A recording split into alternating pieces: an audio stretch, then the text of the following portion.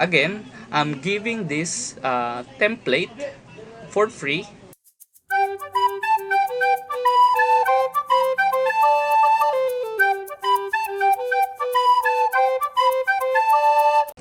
Isang mapagpalang araw sa ating lahat, teachers.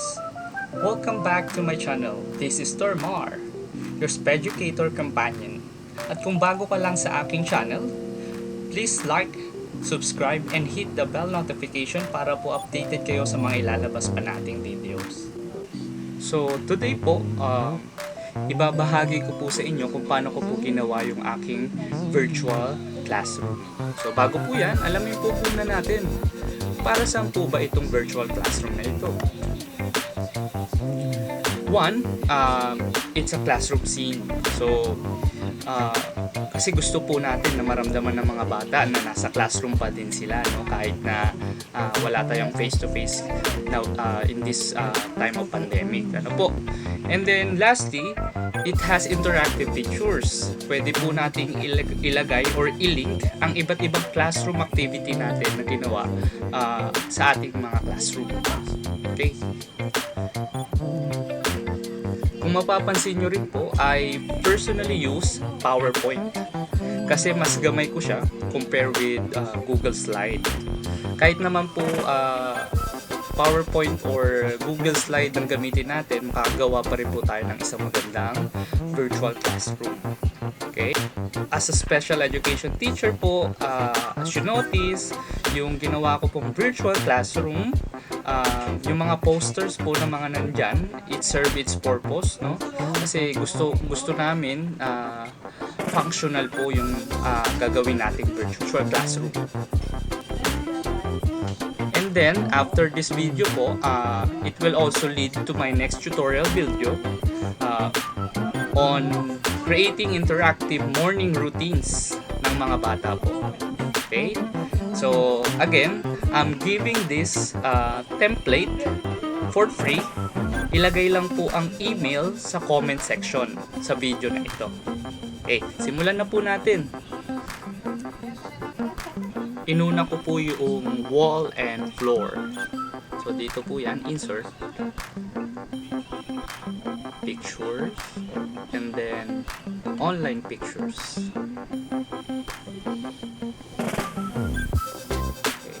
Lagay po natin floor, wall, and floor.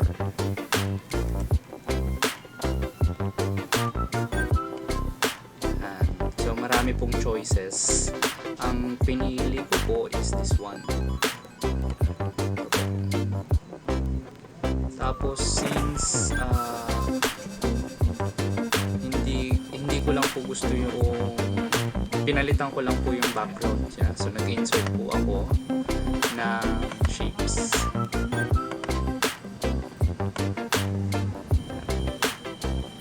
Tapos pinalitan ko lang po yung kulay, format, and then ito shape, fill color. Yan. So, ganun po. Kaya ganun na yung itsura niya. Yan po yung una nating ginawa. Okay? So, delete na po natin. Napakita na natin siya. So, hindi na po ako gagawa ng another slide. Ipapakita ko na lang po sa inyo kung paano ko po siya ginawa. Ano po. And then, next po, whiteboard. Ganun din po. Insert, pictures, online. Online pictures. I-search po natin is whiteboard. Whiteboard. So marami pong choices kung ano na po ang gusto niyo for your virtual classroom po. So pwede rin naman blackboard kung gusto po ninyo. Yan. So pwede din po yan, no? Pwede po, basta po kung ano yung preference po ninyo. Ang next ko pong ginawa is yung wall clock. So, yun, search lang din po. Insert pictures, online pictures. Search po tayo ng wall clock.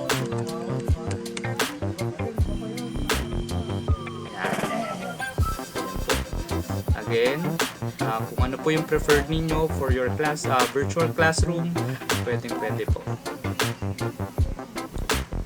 Next po na ginawa natin is yung days of the week.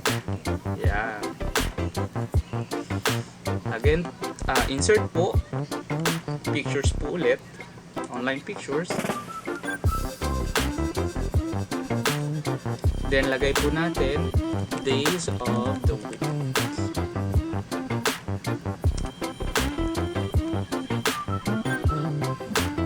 Yan, ito po yung pinili ko. So you can choose any of this na makikita nyo.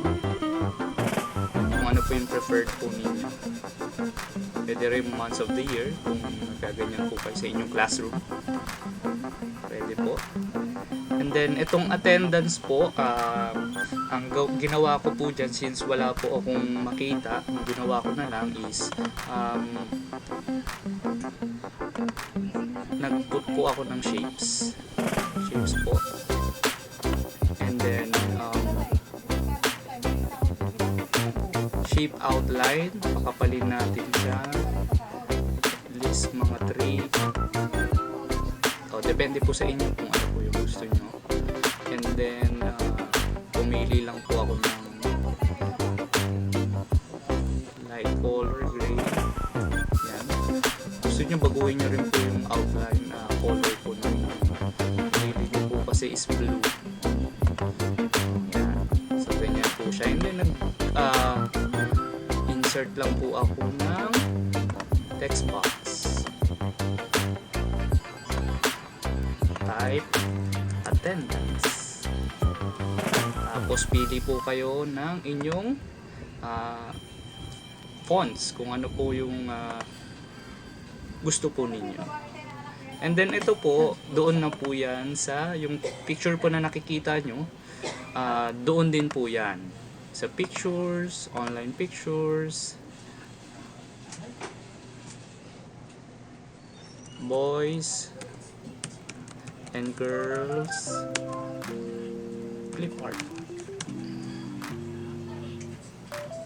So yan, marami pong choices, depende po sa level ninyo, no?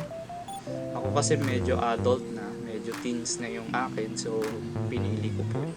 Depende po sa preference po again ninyo. And then next is calendar. Doon din po siya, pictures, online, type calendar.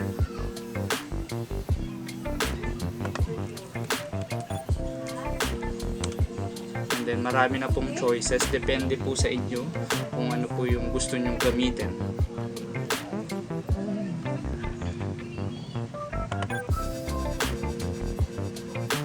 Next natin is classroom rules.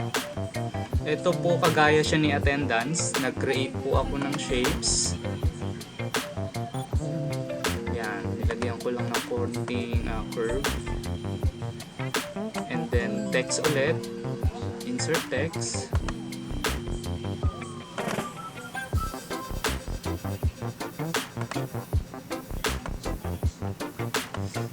Tapos type nyo po classroom rules. Yan. Tapos again, pili po kayo ng inyong font. And then yung pictures, inisa-isa ko po siya, no? Naghanap po ako ng mga, depende po kasi kung ano yung classroom rules ninyo. Depende po sa classroom management po, no, na ini-implement po natin sa ating classroom. Ako po mostly ang ginagawa kang meron po sa akin is sit properly, listen attentively, focus, and then respect, and then do your best. So yun po yung 5 classroom rules ko sa aking classroom. So yun po. And then ganun din po yung ginawa ko sa class schedules. Maganda rin kasi nga na alam ng bata kung ano yung mga mangyayari sa buong maghapon. Ano po? Kung ano po yung mga ituturo natin at kung kailan matatapos. Okay? So, ganun din po siya. Insert ng shapes. Pakapalin po yung border. And then, type po ninyo yung class schedules. And then, isa-isahin po kung ano yung inyong mga subjects. Ako po, since meron po akong ESP, math, and then between, pinagre-recess ko po sila, and then we'll have reading or English, and then yung pre-book po namin. And then after that, yun po, class dismissed na po kami. And last for the poster is the reward system. I mean, maganda siyang classroom management. And then next will be window. So ganun din po yan, pareho rin po. Itong aking reward system, ang tawag po sa kanya is token economy. So ganun din po siya, picture,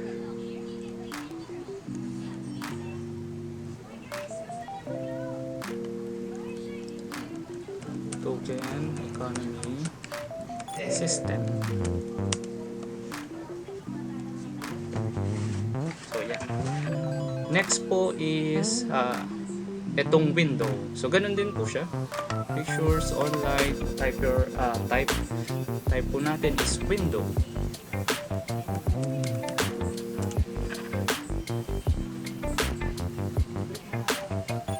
Ayan, ito po yung aking pinili. Pwede rin naman po ito.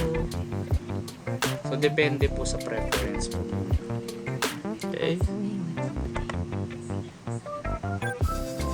And then I inserted my Bitmoji. Sa Bitmoji naman,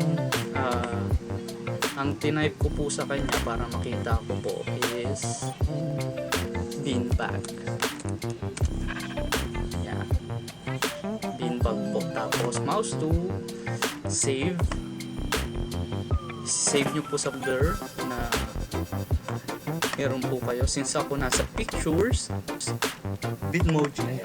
So yan po siya. Lahat ng mga Bitmoji ko naka isang folder po para hindi po ako malilito. Ayan po. Sa PowerPoint, lagay ng pindutin ng picture. This device naman po kasi nasa computer natin siya. So yan. Again, saan natin nilagay? Picture, Bitmoji. Okay. Then next, carpet. Doon din po siya. Insert. Insert pictures. And then carpet.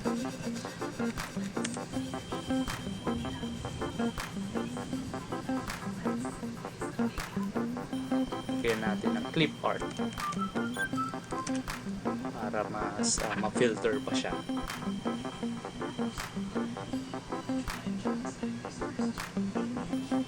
So yan po, ito po yung aking pinili.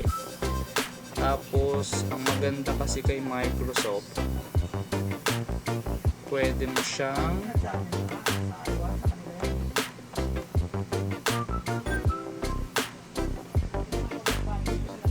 i-adjust yung kanyang rotation.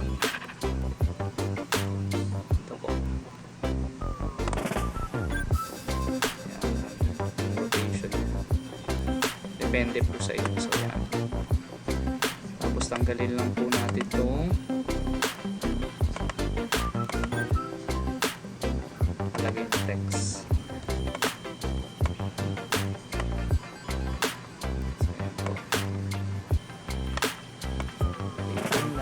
Ilagay lang po sa floor. Okay? And then yung desk po, since wala po akong makita na desk for teachers, so gumawa po ako. Again, insert shapes. Puro square lang naman siya.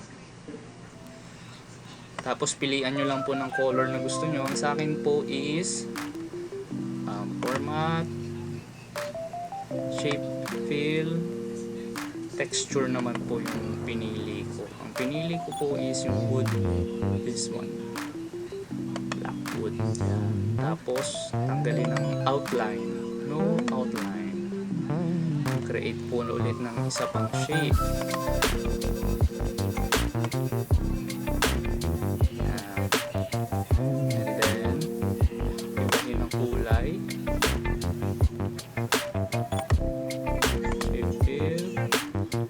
Gawin natin dark. Again, no outline. Gawa ulit tayo ng shape. Ito naman. Para sa paa.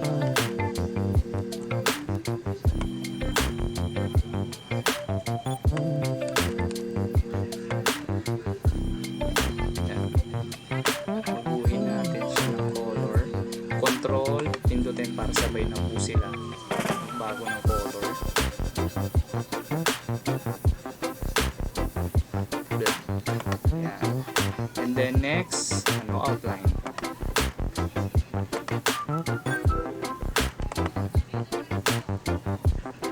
Lagay po natin send to back.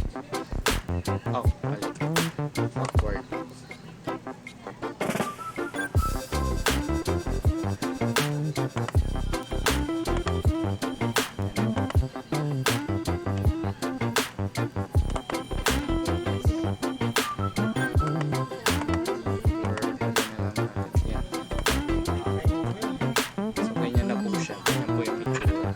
Nilagyan ko lang siya ng effects.